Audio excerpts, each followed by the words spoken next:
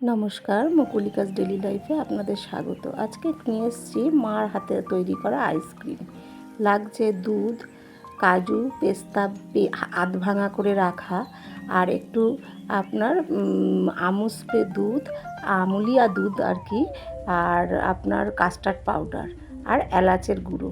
মা দুধটাকে বসিয়ে দিল। আমি আপনাদের সামনে দেখিয়েছি লিকুইড দুধ, কিন্তু মা ওটাকে গুঁড়ো পুরো পাউডার দুধ দিয়েই তৈরি করেছে।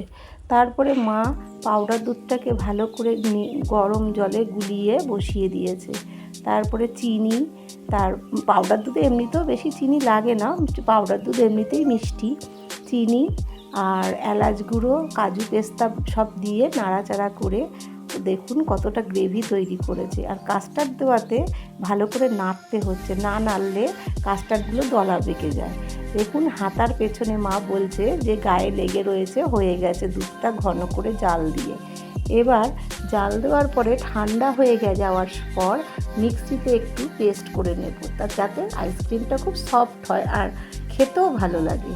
এবার আমি একটা একটা করে কুলপিতে ঢেলে দিচ্ছি।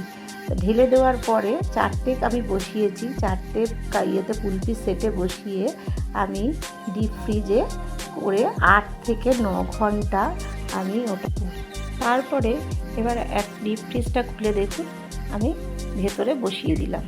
এবার পরের দিন দুপুরবেলা যখন বের করেছি, প্রায় 12 ঘন্টা মতো ছিল, জলের একটা বাটিতে বসিয়ে নিয়েছি। যদি জলের বাটিতে না বসান তাহলে স্টিকগুলো হাতে চলে আসবে আর কুলফিটা আপনার ভেতরে থেকে যাবে। এবার স্টিকগুলো দেখুন জলের বাটিতে বসানোতে কতটা সুন্দর বেরিয়েছে। প্লিজ আমার চ্যানেলটা ভালো লাগলে সাবস্ক্রাইব করে দেবেন।